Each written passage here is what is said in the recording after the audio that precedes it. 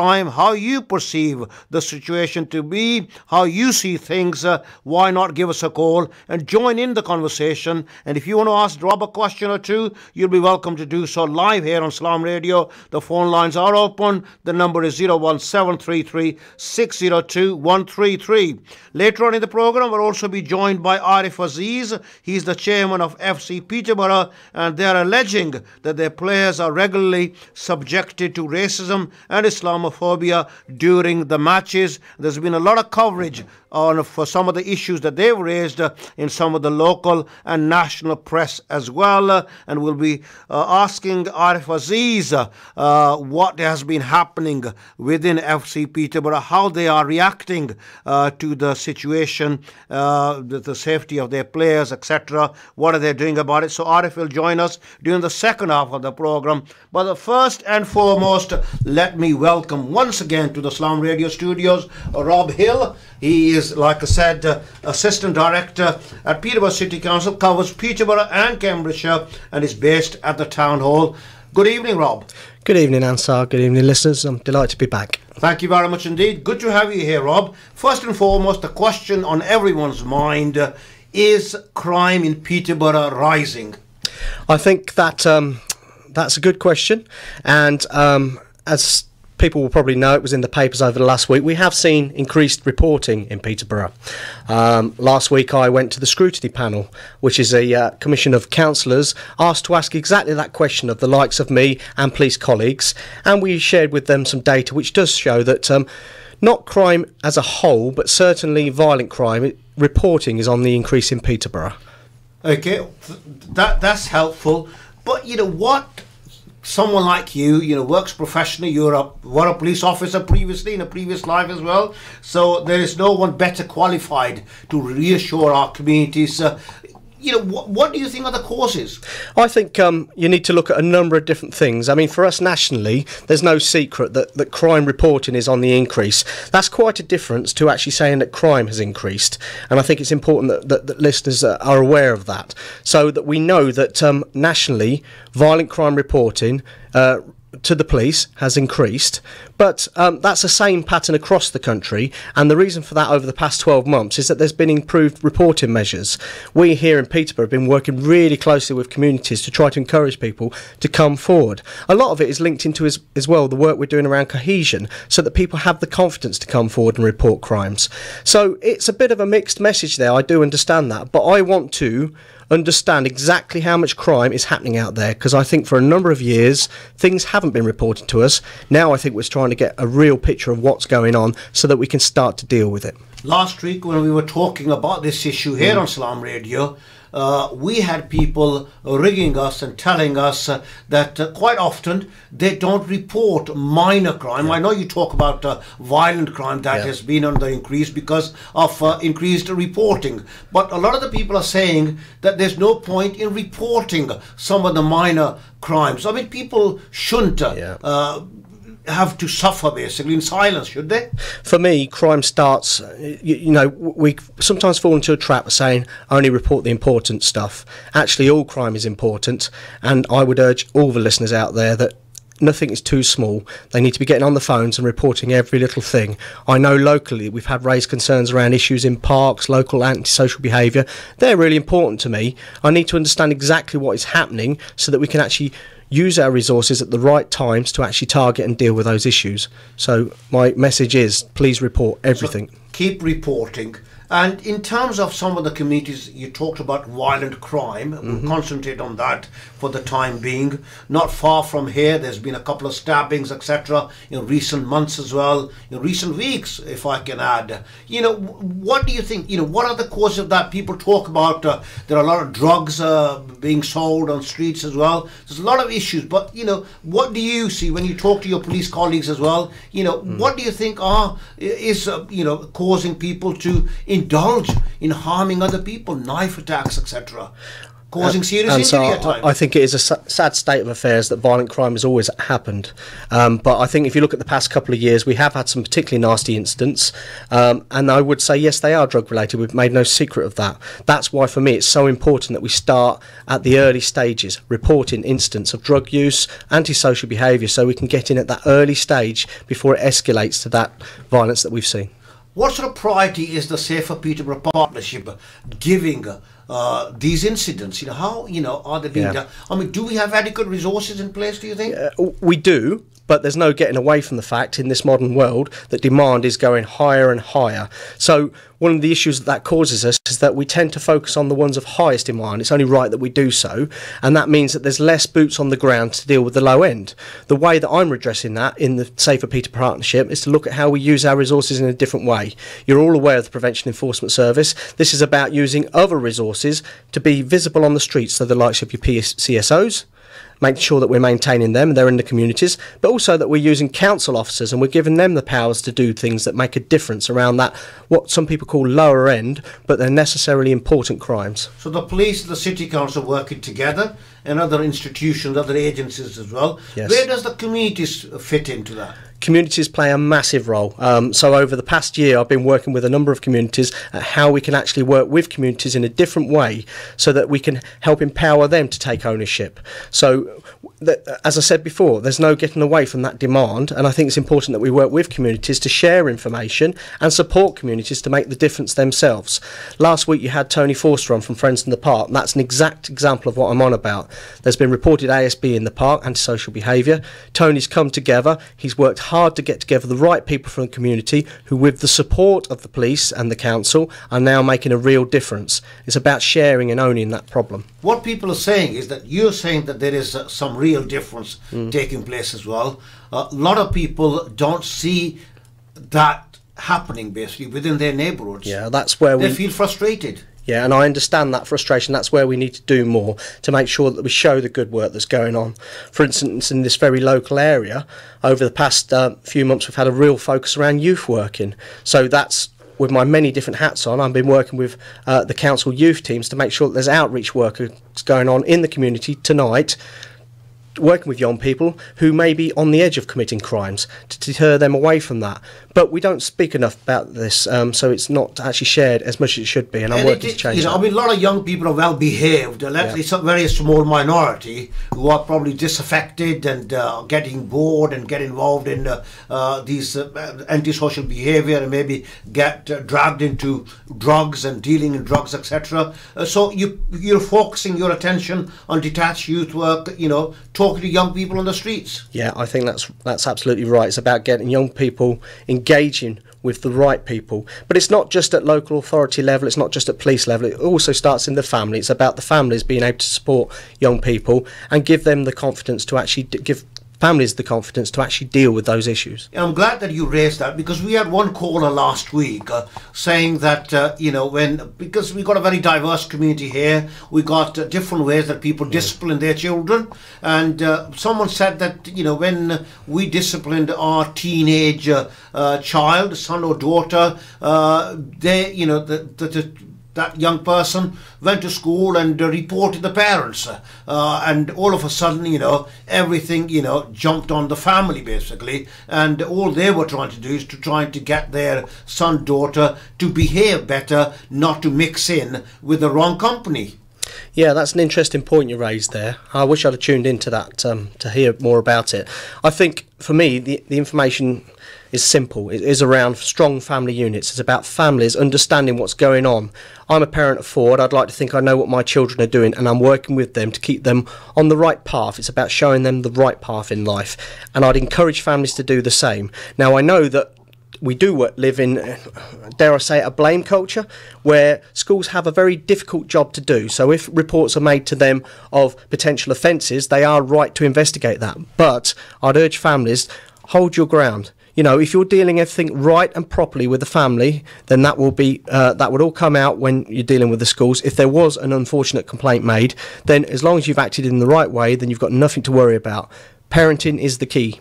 because we had some callers also saying that, you know, it is about building a trusting relationship with your children as well. It is. Giving them time and space, you know, and maybe in some sections of the community, you know, parents are too busy earning a living and they haven't got the time.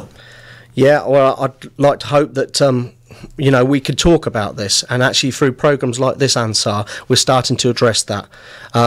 There's nothing so busy that you can't be a parent. It's absolutely vital to me that actually you understand what your children are doing and you're working with them at all times to show them the right path in life. What is a parent for? Thank you for that. Just a reminder, brothers and sisters, you're listening to Salaam Radio with me, Ansar Ali, and tonight, as we have been doing last week, we are discussing crime within our communities. Are you concerned? Do you have any issues that you want to share with us as a local resident?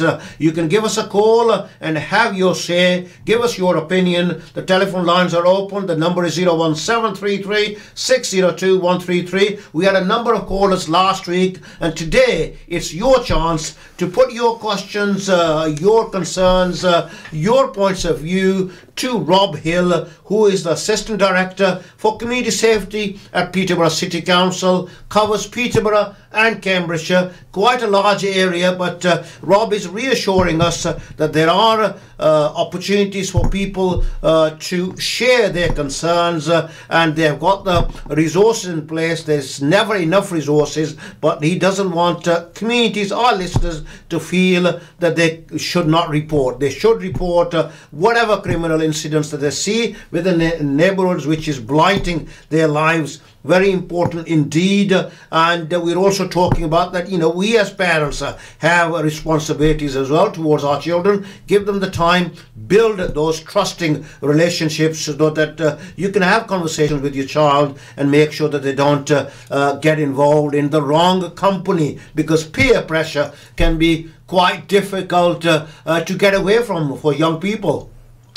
That's correct. Absolutely, you know, so we've got to make sure that young people, you know, and young youth workers are also working in detached youth work out on the street, meeting young people, giving them the reassurance. And Rob, not all young people would go to a youth club, would they?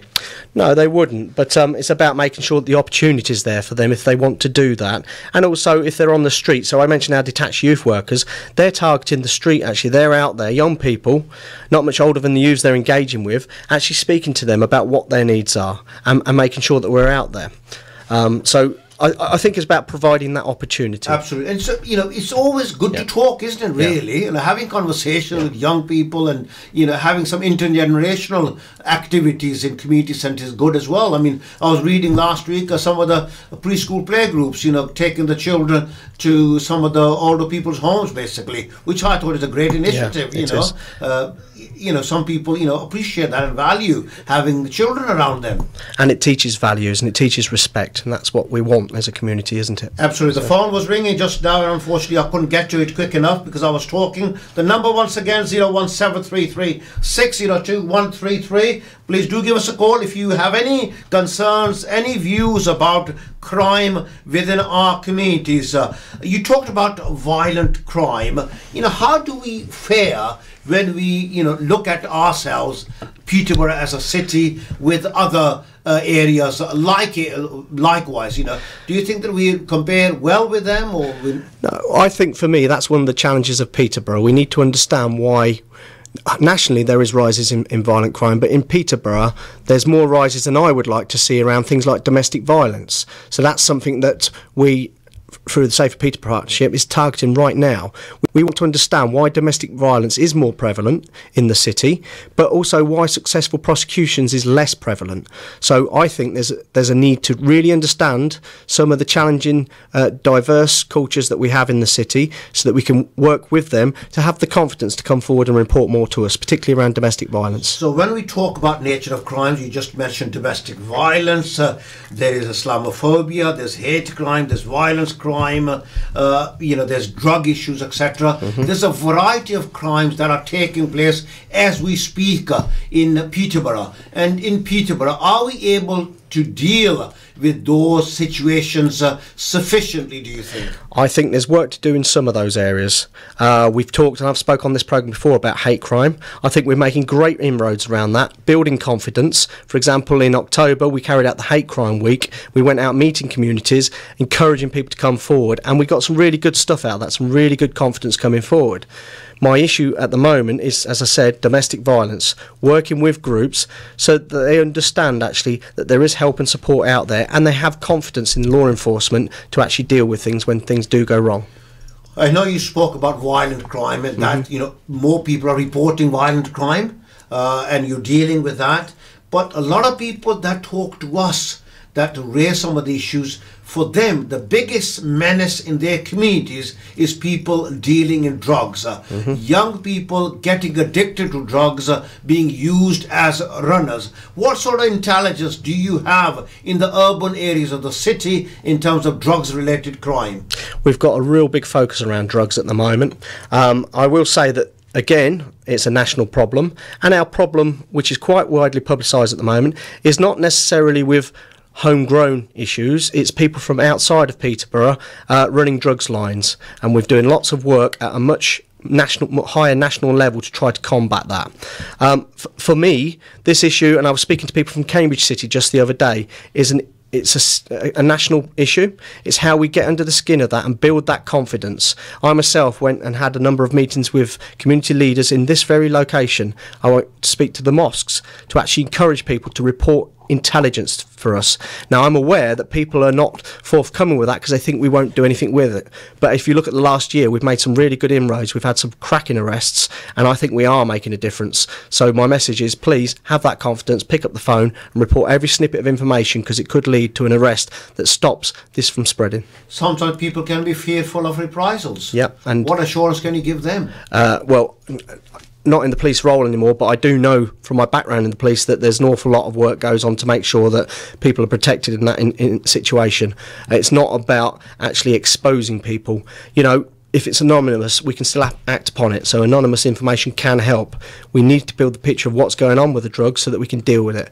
But I do want to calm fears around that, because I do think we're making massive inroads. There's work to be done, but we're making good inroads around that drug problem in the city.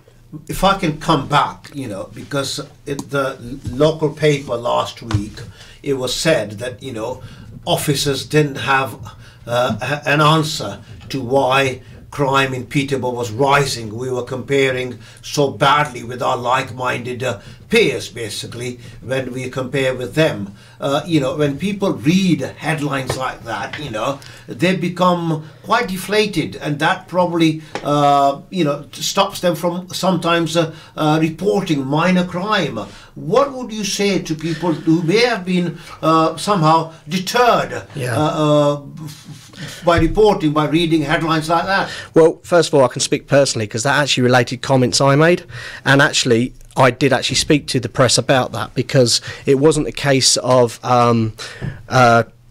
me saying that officers don't have an answer, because we do. But in that particular situation, I was talking about domestic violence, and the argument that I've just explained, that actually we really need to understand why people don't feel they can report domestic violence in the home to police, and why victims don't tend to follow through. Quite a different thing. And I know that if I sat here today with my police colleagues, they would be saying, actually, we have a very strong answer around crime. The Police and Crime Commissioner has just redesigned the whole force to make sure that it's geared up more to meet people's needs, so that there's more officers on the street to respond to incidents. There's a lot of work going on. You are also responsible for Safer Peterborough Partnership. They have the responsibility of drafting a community safety plan to make sure that we respond to the emerging issues around crime within our communities as well. What can communities, people listening to us here on Salaam Radio at the moment, do they have a chance to have an input into that plan, community safety plan? So the community safety plan is actually it's very political how it's finally agreed and signed up. So the communities do have a say through their local councillors. So every 3 years a new plan's proposed, but it has to go to councillors who actually assess that, and through the crime scrutiny and cabinet, then the decision is made as to whether or not we'll adopt that. So not directly, but yes, you do, through your local councillors. If there's things you want included in that, please go to them and they can argue for your ward council what you need to have in that plan. Currently, what are the priority areas for you and your police colleagues? The priority areas are violent crime, as we've just discussed, a particular emphasis around domestic violence. And for us, for me, and the SPP, is about ensuring that we've got a proper neighbourhood response, that I have a means for the public to see officers from whatever agency, and we can deal with some of those, I've used the word before, but it needs to be taken the right way, those lower level crimes, which are nonetheless important. I think we've got nationally a very good focus on the most serious issues, but we need to have the tools in place to deal with the low end to prevent it getting to that serious stage. And as they say, prevention is better than cure in most cases. How are you working with communities at grassroots level, particularly in the sort of the wonderful diversity that we have within our city? Yeah, so it is about community engagement. It is about identifying the people to go to, the right groups, so that when things need to happen, they can happen with the support of the community. How am I doing that? Well, at the moment, I'm working with a select committee of councillors who we're going through a proposal to how we can empower communities, identify groups across the city in a different way, so that when it's all agreed, again politically, so you have a say in this, when it's all agreed, we can work with those identified groups to make a difference. Now, we're doing it at the moment, but we're doing it in pieces. I want to be able to look at the whole city and say, these are the groups that you need to go to. Quite often people say that there isn't the coordination between different agencies, because at the end of the day, we all want the best for our communities. Mm-hmm. We want safer neighbourhoods. We want the communities to feel safe, to feel reassured that agencies like Peterborough City Council and the police will take their issues and concerns seriously. At the moment, quite a lot of people that we come across are saying that, issues of drugs, etc., not being dealt with as effectively they would like to see happen. What assurance would you give those people who may be feeling let down? I think those people, if I can just explain, we are so much more advanced than even we were 2-3 years ago in terms of working together. So we recognise as agencies that it's not a council problem, it's not a police problem, it's not a fire problem, it's not a prisons problem, it's all of our issues. And actually, just last week I met with police leaders, I met with fire leaders, and we were talking about issues in this city and how we can join up better to actually deal with those problems. So there is work ongoing. We're in such a better place than we were 2-3 years ago.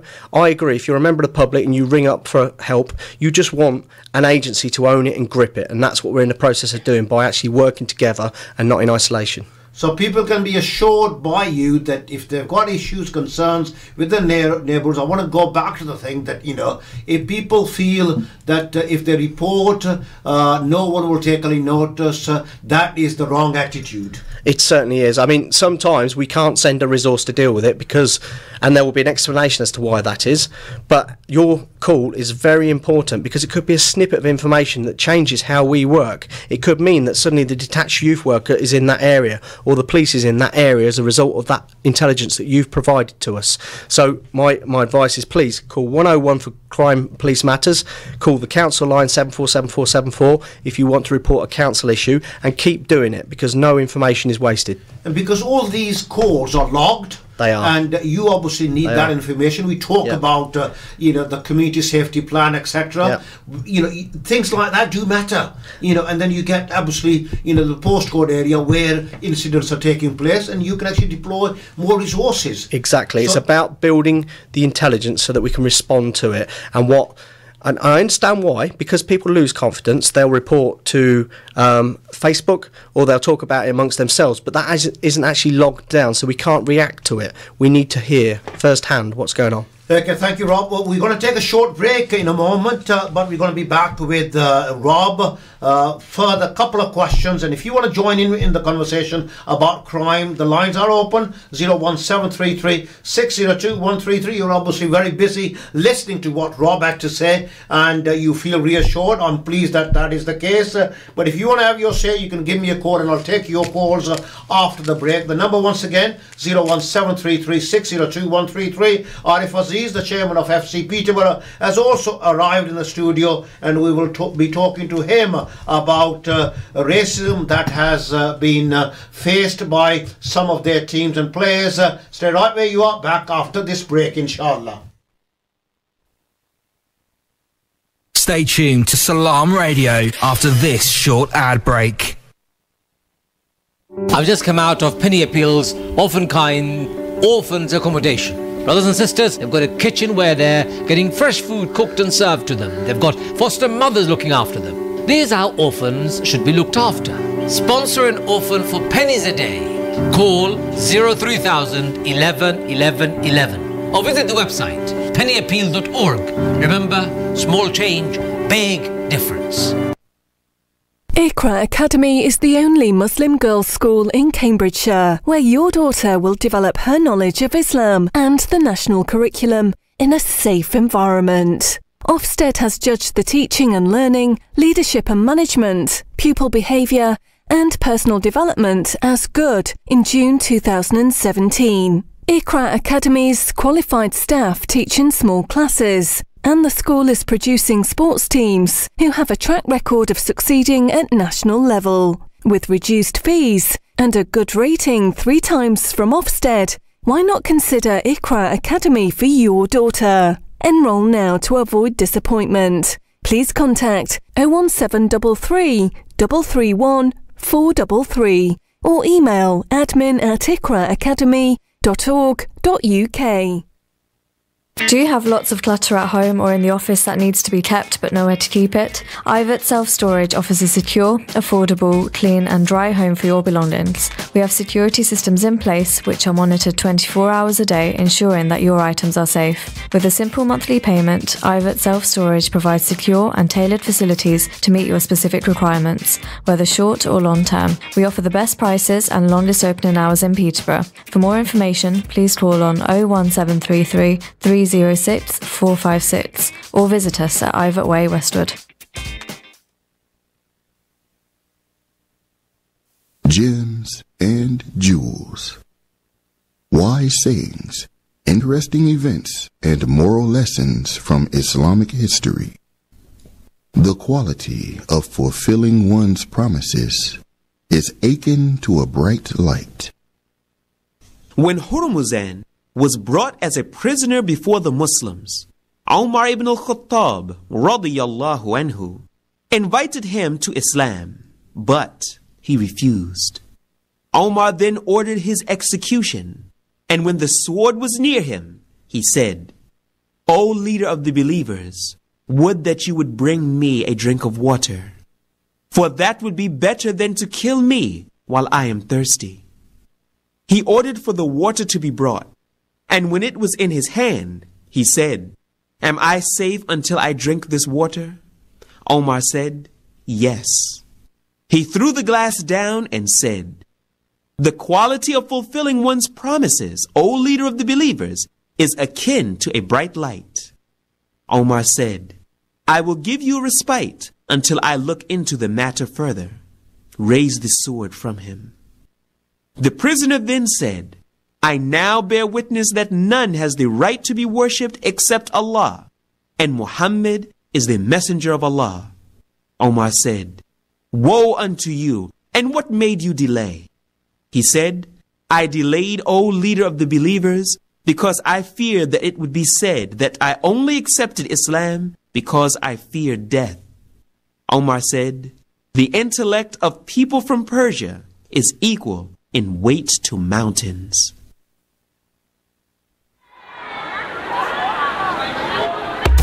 Broadcasting 24 hours a day, 365 days a year. This is Salaam Radio. Assalamu alaikum, good evening and welcome to the second half of the program with me, Ansar Ali. Delighted to have your company. We're talking crime. Rob Hill, Assistant Director for Community Safety with Peterborough City Council, covers Peterborough and Cambridgeshire, is still with me. Rob, we covered a lot of areas as well, but really it is about partnership working at the end of the day. You know, the police can't do it on their own. The council can't do it on their own in terms of solving some of the issues that we have within our communities, within our neighbourhoods. Absolutely true. It goes much beyond just those lead agencies fixing this issue. It sits with communities, it sits with working together. We said earlier as well, as parents, as community members, we all have a responsibility. We do, and I can't stress enough. I'll just go back to that point about families. You're the first people as parents in the home who will recognise when something's not good and right, and it's how you can get support and how you can deal with that.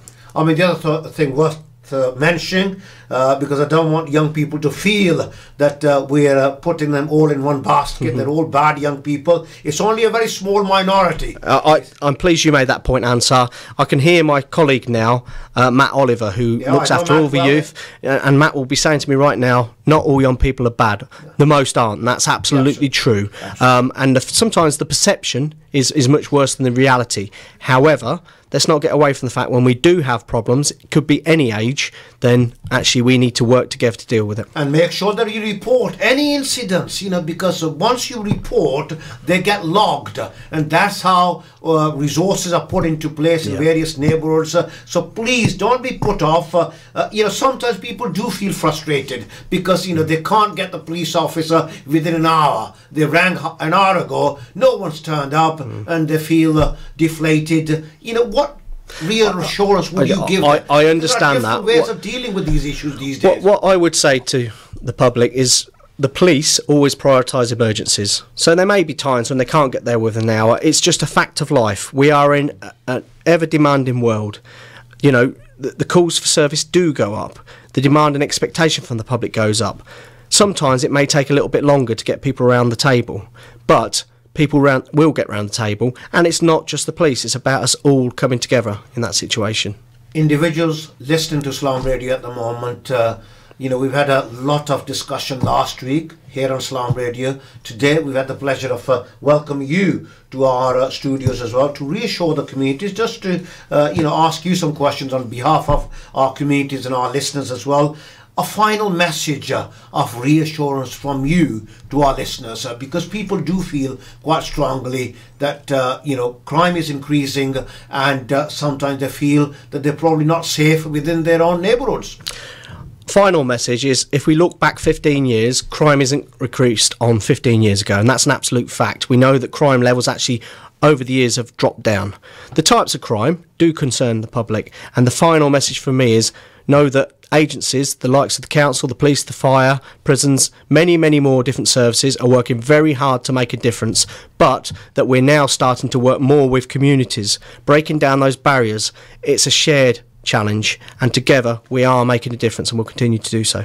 Thank you very much indeed, Rob, for coming along here and sharing your thoughts and taking our questions here on Salaam Radio. Thank you very much indeed, and we look forward to seeing you again in the near future as well. And I look forward to it. Thank you, Ansar. Thank you very much indeed. That was Rob Hill, Assistant Director, Community Safety with Peterborough City Council, covers both Peterborough and Cambridgeshire.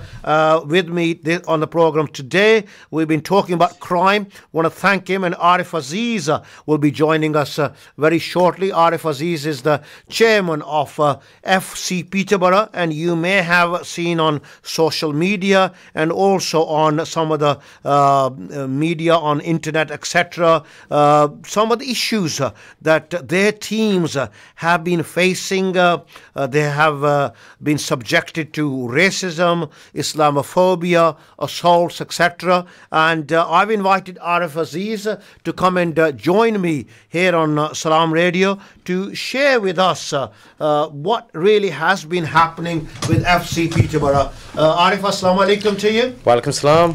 Thank you very much once again for joining us here on Salaam Radio. And again, anyone listening to the program at the moment, the number 01733 602 133. You're welcome to join in the discussion if you're a parent of any of the children who play in any of the teams of FC Peterborough, or if you don't, or if you have any interest in football. Once you hear what Arif has to tell us in terms of issues that FC Peterborough players have been facing, you may want to make a contribution. Well, you would be welcome to do so. The lines are open. The number 01733 602 133. Arif, thank you very much once again for joining us. No, that's fine. Just tell us, for the benefit of some of our listeners who may not have caught on to what's been happening on social media and in other media, some of the assaults that have been taking place against your players.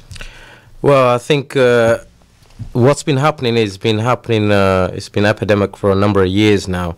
We set the club up in 2014 to obviously get the local community to participate in football, and since then it's been a very big battle in terms of trying to get the league officials to look at incidences where our players have been racially abused, have even actually been assaulted as well. And the photo yesterday that I saw on Facebook, basically, the blood-stained shirt, someone ending up with a broken nose, that should not be acceptable. Well, that is not acceptable, and this is the sort of problems that we've been encountering for a number of years now. And it has put a lot of the youngsters off football altogether, and we're in a difficult position as a club on how to tackle this, because we feel that we're not actually getting the help required from the certain bodies who are there to protect us. You are a growing club at grassroots level, aren't you? Absolutely. We've had over 350 children train with us. We've also had we've got a number of adult teams, which is 150 to 160 members part of that. So it's been growing from day one. Okay, and football, even at grassroots level, has governing bodies. There are referees. How do they respond to those? I think the referees at times have tried to deal with it. Most of the times the decisions have gone against us, or we've had referees who said that you're trying to make too much out of decisions, and it's got to the stage now where enough is enough, and we've decided to put Zaid decided to put a Facebook post up, and just to let you know what was happening within the club and within the community. That Facebook post has been shared quite widely. Lots of comments. The last time I checked, 200 comments. Lots of positive comments from the diverse people who love football. Absolutely. And they say that this is just they're condemning it. This is not something that should happen in football. It's a sport that we love. Yeah, I think we seem to think that football has changed over the last 30 years of, the days of John Fashanu, John Barnes, etc. But it hasn't. Our grassroots football is epidemic with the racism going on, and, the FA don't seem to be doing much about that. From what I was reading, that they do put a lot of resources into place. Kick racism out, and a lot of other initiatives that are taking place. There's a lot of money in football, and they do put a lot of money and resources into this. And why isn't this being dealt with more vigorously? I think that's a question for the FA themselves to. I will certainly be inviting someone from some of the local governing bodies in the coming weeks. I just didn't get a chance today to invite them, to put to them some of the questions, some of the allegations that you made, some of the issues that your players have been subjected to. So we will be inviting them. And if there is anyone listening to the program at the moment, or listening to Salaam Radio at the moment, if you know of any people involved within the governance of football, either locally, regionally or nationally, please make sure that you let us know so that we can talk to them. And if you're involved yourself in football and you want to make your contribution about racism in football, the incidents and the assaults and Islamophobia faced by players of FC Peterborough, why not give us a call on 01733 602 133. So Zaid put this on Facebook. We've got a caller on the line. We'll see if we can take that as well. Hello. Salaam. Hello. Wa alaikum salam. And who may I ask is calling? Can't hear. It's Zaid calling, one of the players for SC Peterborough. No. And Zaid, thank you very much for your call. I'm just trying to make sure that our mics are working. Okay. Zaid, I can hear some ringing. Oh, that's your. Can you switch that off, please, Arif? Sorry about that. Yeah. Okay. Zaid, you've been we're talking about racism in football. Tell us your experience, please. I can't hear. Okay, sorry. In terms of my experience, I've been a player for FC Peterborough for the past 3 years. So I've been a player for FC Peterborough from the start, and to be honest with you, it kind of happens most weeks. We get some sort of racial comments towards us and so on. Yeah. But as adults, we kind of learn to deal with these sort of comments. But I mean, in terms of last weekend, so on the 18th, where one of our players was actually assaulted and broke his nose subsequently. I'm struggling to hear Zaid. Okay. We've got a bit of a technical. Carry on, Zaid. I can hear you. I'm just trying to sort out this. Try this mic. So, I mean, I've just tried that. As I said, so last week on the 18th, where one of our players suffered a broken nose due to an assault, that was almost like a final straw. So no one should even get racially abused, let alone physically assaulted for the colour of their skin or whatever on a football field. There's simply no place for that on the football pitch. Okay, I wanted to involve Arif in this as well. Unfortunately, Arif is unable to hear you. We've got a bit of a technical problem, but no, it's okay because our listeners can hear you. In terms of your strategy, how do you think that you can raise this issue with the relevant governing bodies so that your issues are taken seriously? Red, put that up. The red one. So, okay, I mean, in terms of raising awareness regarding this issue, I know the club's board and club secretaries, for example, have been regularly complaining to the local FAs and so on, and following the official process, so to speak. But it seems like we've never really had a satisfactory response from them. Okay. It seems like the local FAs want to just simply brush these issues under the carpet. So they're not taking this very seriously. Thank you, Zaid. I want to put that to Arif, who's the chairman of FC Peterborough. Arif, in terms of local governing bodies, you've been raising these issues, and we're hearing from our caller that locally these issues have been just swept under the carpet. Basically, they've not been taken seriously. Yeah, I think what you're finding in football is people don't understand these sort of problems. Either they turn a blind eye to them, or they're not really interested in them, because we've had the issue regarding the black players, and that's now died down, although it's still going on. But when it comes to Asian footballers, and when it comes to Asian football teams, Asian football clubs, this is rife. It's absolutely terrible on what's happening. And, just by the post that was sent out by Zaid, you could see exactly what our player had to go through in one vicious attack. This sort of stuff is prevalent in these leagues. We've seen a number of incidences with our young players, our under 11s, under 12s, our under 13s were subjected to some harassment just a few weeks ago by an assistant manager of another club. And that must put parents off, because let me just you talked about Asian players. Quite often it is said that we don't see enough Asian professionals within the league system, and the only way that we're going to change that if we get organisation like yours, FC Peterborough, nurturing that talent at grassroots level. Well, one of the problems that we've encountered in the past is the fact that Asian footballers are not breaking into mainstream football teams. They're playing sort of semi-professional, and that's as far as they're going. So we've set up this club up so that we can get the whole community behind us in this project. And mashallah, they've done that for us. But we're finding the FA is an old boys club, and nothing seems to change in that instance.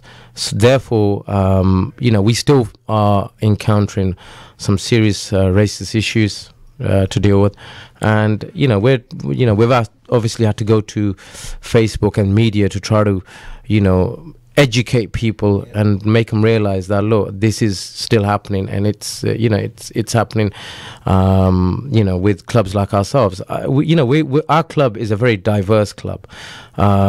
We've got over 30 different nationalities playing, from Africans to English to Asians, to Eastern Europeans playing within our with our club. Very cosmopolitan. Absolutely, we're a cosmopolitan club, and we want to hopefully help and nurture our footballers to become better people as well. Well, let's hope that these things will be dealt with, and the right attention and will be given to these nasty incidents that you've been facing. Zaid, if I can turn to the reaction that you had on the Facebook post that you put in. You've had, there's been people who've been very supportive of what you've been going through, and they're demanding action as well. Yeah, spot on. So, in terms of the post, obviously, I think it's had around 500 shares and so many likes and so on. But I've had so many different people get in touch with me from across the UK who either run clubs or are involved in different football clubs, and they basically said they're facing these similar issues. So they have some form of racial abuse. They report the issues to the FA, and nothing gets done. So it seems like it's not just a problem in Peterborough, but actually it's a problem across the whole of the UK.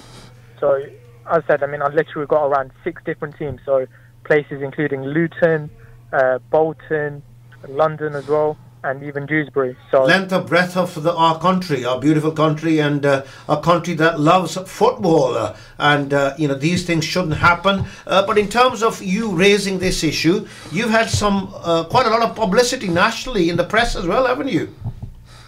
Yeah, so we've had a really good little team working on this, for example, and I know there's been a number of different media outlets that have been in touch with us.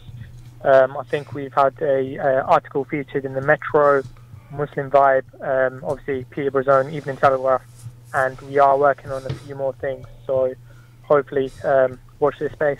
Okay, and Arif, if I can turn to you as the chairman, what strategy have you got in terms of raising this issue, getting local support from the local institutions? We've been to some of the local institutions before and prior to this event happening. Prior to a couple of weeks ago, when our player got abused, and they didn't turn a blind eye, but they didn't. They made excuses and didn't really do anything about it. So therefore, we've decided now to go to media and to look at it. The football leagues themselves, they're run by an older generation who don't really understand diversity, and when we went to them with previous issues, they didn't believe it was racist, Islamophobic issues, and they just brushed us aside. When you've got an under 12s player who gets assaulted by assault, he gets smacked by an adult, you've got to take these seriously. The thing is, the league officials were present at that game. They said that we were going to do this, we were going to do what we could to support your club. We were going to hand out some severe penalties to these people. Nothing's happened. We were called into a meeting and told, this is not racist. This is, and we're encountering this on a weekly basis. The referees, some of them are pretty good. Majority of them are pretty weak. They don't know how to handle these situations. Okay, so I suppose there's going to be more training is needed for those people who are running these institutions. Absolutely, I think education. Education is the best way forward for some of these clubs. We don't want to give up football. We don't want to stop our kids from playing football, and we feel that more needs to be done. No more needs to be behind the local authorities. The police need to take more action as well, because we have advised them of a couple of instances, and they came back with one of them and said, look, there's not enough evidence, when there was evidence from the fans, from parents, but it wasn't taken further. Okay, we'll work on that. And, if I can look at the talent that you have, your teams have been quite successful. Yeah. It's a fairly new club. Yeah, we've been going for 3.5 years now. We're getting more and more children, academy children's involved. We've got a very good structure for our adult teams. We've got some pretty good managers getting involved. They're all qualified coaches, and some of these players have actually had professional clubs who have shown interest in, and have started training with these clubs as well. So the club is going places. And it's a testament to what we've done within the last sort of 3.5 years. Okay, Zaid, obviously we can never condone actions like that. They have to be condemned when players are assaulted, racially abused on a football pitch, playing a sport that they love.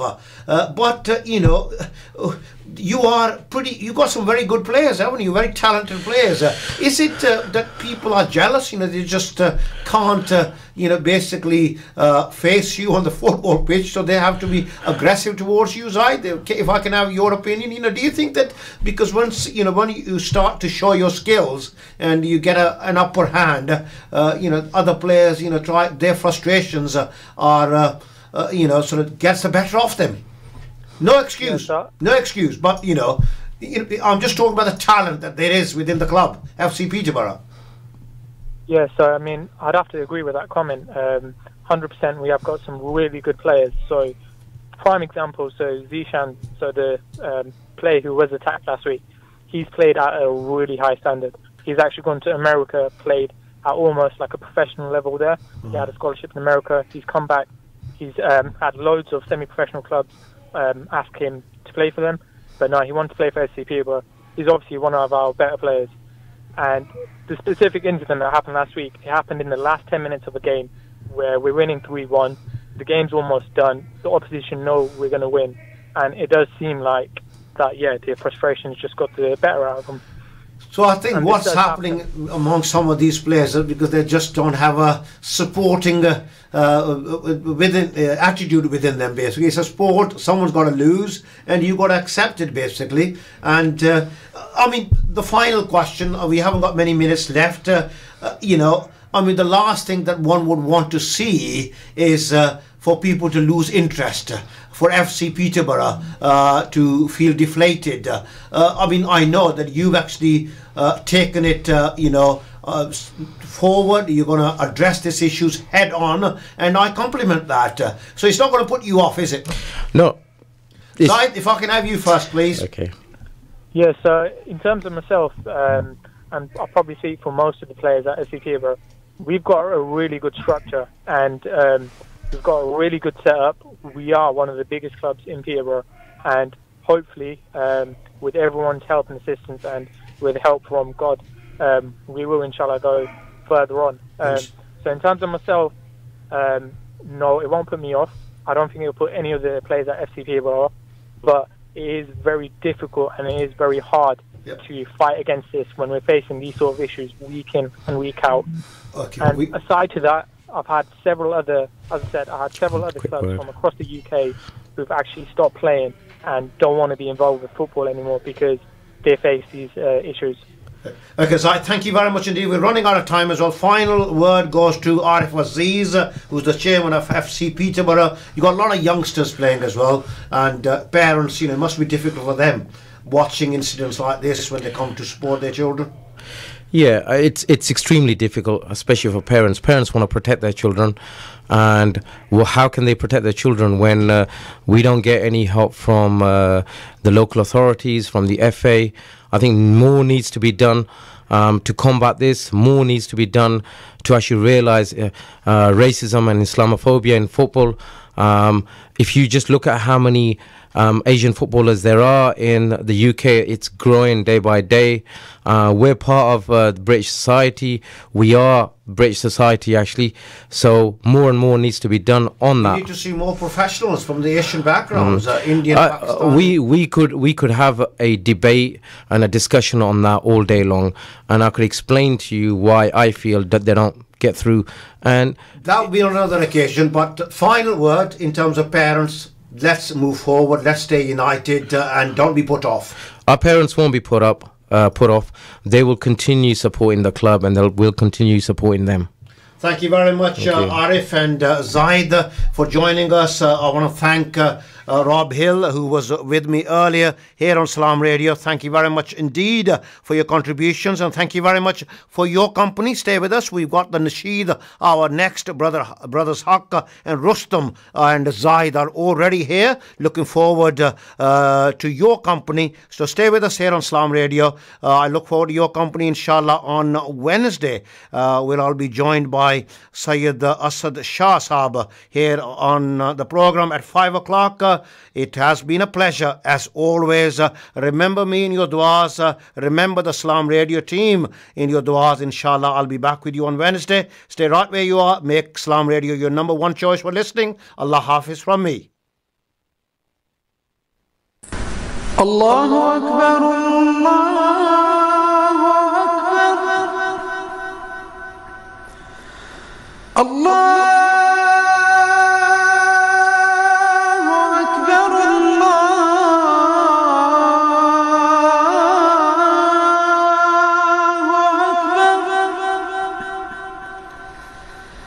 أشهد أن لا إله إلا الله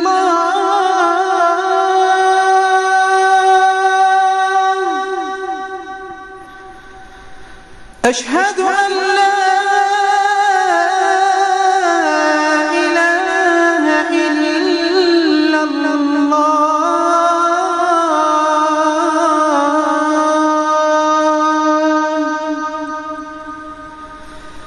أشهد أن محمدًا رسول الله